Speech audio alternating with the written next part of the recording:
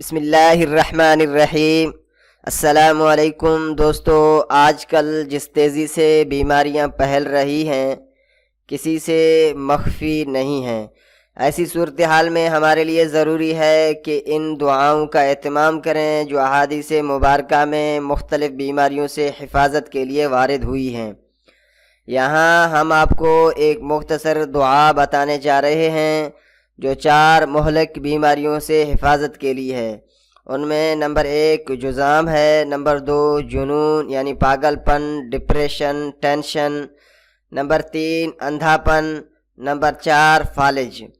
حدیث شریف میں آتا ہے، حضرت عبداللہ بن عباس رضی اللہ تعالیٰ عنہما فرماتے ہیں، ہم حضور نبی کریم صلی اللہ علیہ وسلم کی خدمت اقدس میں حاضر تھے کہ اچانک ایک بڑے میاں تشریف لائے جنہیں قبیصہ کہا جاتا تھا۔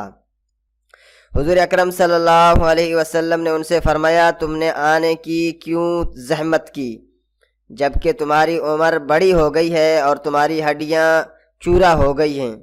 بڑے میاں بولے، یا رسول اللہ، میری عمر بڑی ہو گئی، میری ہڈیاں چورا ہو گئی ہیں، میری ہمت کمزور ہو چکی ہے اور میری موت کا وقت قریب آ چکا ہے۔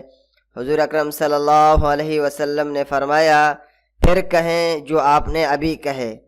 تو اس شخص نے پھر سے وہی بات عرض کر لی۔ حضور اکرم صلی اللہ علیہ وسلم نے فرمایا، تمہاری اس بات کی وجہ سے آس پاس کے سب شجر و حجر رو رہے ہیں، اپنی ضرورت پیش کرو، تمہارے حق کی ادائیگی ضروری ہو چکی ہے۔ وہ بولے، یا رسول اللہ، مجھے کوئی ایسی دعا تعلیم فرما دیں جس کی بدولت اللہ تعالیٰ مجھے دنیا و آخرت دونوں میں نفع عطا فرمائیں، دعا عطا فرمائیں۔ دعا زیادہ لمبی نہ بتلائیں کہ میں بوڑھا آدمی ہوں، مجھے کچھ یاد نہیں رہتا۔ حضور نبی کریم صلی اللہ علیہ وسلم نے فرمایا، تمہارے دنیاوی نفع کے لیے یہ مختصر عمل ہے کہ جب تم صبح فجر کے نماز سے فارغ ہو جاؤ تو 3 مرتبہ یہ کلمات کہہ لیا کرو، سبحان اللہ العظیم وبحمدہ ولا حول ولا قوت الا باللہ۔